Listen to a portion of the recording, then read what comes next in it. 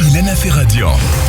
7h38, merci de votre fidélité. Vous êtes à l'écoute de Radio J. Vous pouvez nous écouter, nous regarder sur Facebook. Rendez-vous sur la page Facebook de Radio J. Nous sommes en Facebook Live tous les matins. Dans un instant, l'invité de Christophe Barbier. Bonjour Christophe, et ravi de vous retrouver. Bonjour à tous, bonne année à tous les auditeurs. Et oui, bonne année. On va retrouver votre invité dans un instant. Nadia est ministre déléguée à la ville. Mais d'abord, c'est Judith Mergui qu'on retrouve.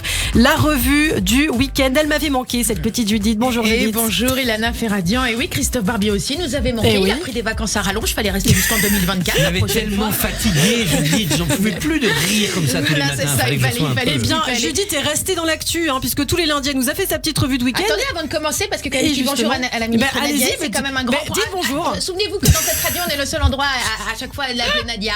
Et vous vous souvenez qu'on avait fait un petit peu cette grande joie du matin.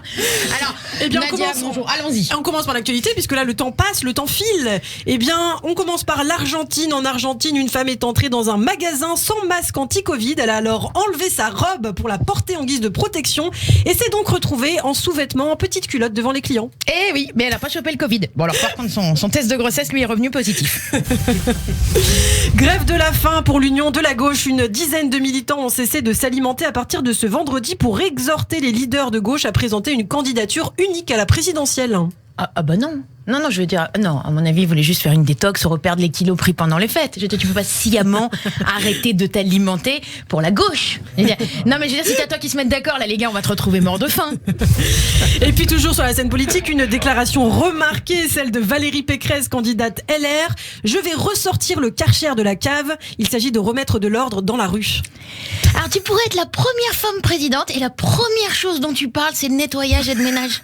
Sans déconner, là, tu nous aides. Non, mais oui, tu nous aides pas, Valérie, tu nous aides pas.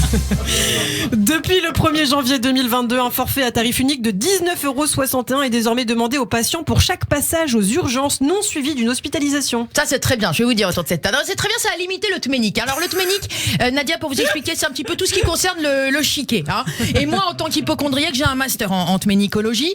Alors là, moi, ils ont voulu carrément m'interdire l'accès aux urgences. J'y allais 5 fois par semaine. Donc, c'est-à-dire plus qu'à la salle de sport.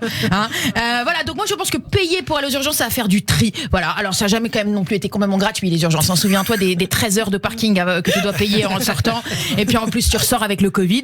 Donc voilà, non mais c'est bien de participer, moi je ne crois pas à la gratuité. Le prix Nobel de la paix, Desmond Tutu, décédé à 90 ans, choisit une méthode funéraire écologique pour ses funérailles. Eh oui, alors attendez, déjà tirer sa révérence, aujourd'hui je trouve que c'est un geste vachement écolo. Quand t'es vieux, tu te dis voilà, ça y est, moi je laisse la place aux autres. C'est bon, niveau surpopulation, tout ça, voilà. Donc là, en effet, lui, il a choisi la méthode de l'aquamation. Et oui, de son nom scientifique, hydrolyse alcaline. Elle consiste à la crémation par l'eau plutôt que par le feu. La dépouille du défunt est déposée dans un grand cylindre métallique, puis immergée dans un liquide, un mélange d'eau en fait et de produits alcalins. Enfin, une soupe, quoi. C'est une soupe, je suis désolée. C'est une soupe de vieux, mais c'est une soupe. Non, mais moi, je vous dis, ça va prendre. Ça, c'est les personnes d'un certain âge. Ils adorent tout ce qui est balnéo, thalasso, tout ça. Une question pour vous, Judith, ce matin. Une question actu. 20 ans après la mise en circulation de la monnaie unique, quel bilan faire de l'euro ? Que j'en ai pas assez. Allez. Et à partir du 1er janvier 2022, les entreprises ont l'interdiction de détruire, alors ça c'est très bien, leurs invendus non alimentaires et doivent les recycler ou les donner. Ah, et ben voilà, ma Ferradian. On savait, ben voilà, on va vous refourguer à une asso.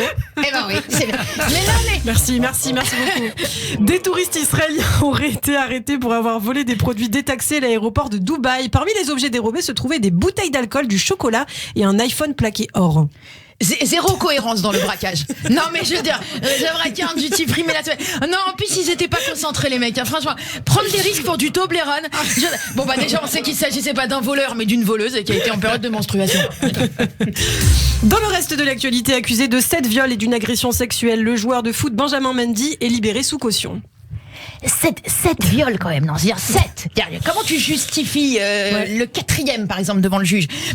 Mettons, le premier tu dis désolé, moi j'avais pas compris que quand la dame disait non, ça voulait dire non. Autant pour moi, vous voyez. Le deuxième tu dis monsieur le juge, je vous jure, elle disait pas non. Bon, elle était bâillonnée, mais elle disait pas non. Mais après le troisième tu dis jamais 203. Ok, pourquoi pas. Mais le 7, comment tu fais? Tu lui dis quoi au juge? Je suis pas récidiviste, je suis impliqué, je vais être sûr de bien comprendre ce qu'il faut pas faire. Donc voilà, en tout cas il a été libéré sous caution jusqu'au procès. Tardez pas quand même sur la date d'ici là qu'il veuille s'impliquer encore un peu plus en attendant le jugement. Et puis on revient à la crise sanitaire. Macron qui veut emmerder les non-vaccinés. Oh, il va y arriver, je pense. Je me fais pas de soucis. Non, mais pour emmerder dans le gouvernement, ils ont de la ressource et de l'expérience. Ils ont tout ce qu'il faut. Et justement, un variant combinant Delta et Omicron détecté à Chypre. Il aurait la signature génétique d'Omicron et les génomes de Delta. Raison pour laquelle il a été surnommé Deltacron. Les auteurs se foulent pas au ministère, quand même, niveau originalité. Mais ça, c'est horrible. Et moi, je l'avais dit, ça, que les pires variants, ils allaient vouloir copuler et faire des petits. Vous vous souvenez, dans mes chroniques, j'avais annoncé, l'OMS ne m'écoute pas. Un peu voyante. Voilà, non, mais oui, non, mais voilà. Et ben, c'est pas une bonne nouvelle, je vous le dis, non, parce que tu te rends compte quand non, mais imagine Mélenchon et Zemmour qui feraient un gosse avec Marine en mère porteuse. Voilà. Et ben voilà, l'avenir, on y est pas. Merci beaucoup, Judith Mergui. La revue du week-end, c'est tous les lundis matins sur cette antenne. Merci, Judith. Je vois que vous suivez l'actualité avec assiduité. Ardemment. C'est très bien. Ce mot pour ouvrir un lundi. C'est Christophe qui vous avait manqué, en fait, c'est ça? Exactement, il m'a remotivé là, sa présence. Et justement, c'est Christophe Barbier. Dans un instant, l'invité politique, c'est Nadia et ministre déléguée à la ville. Radio J.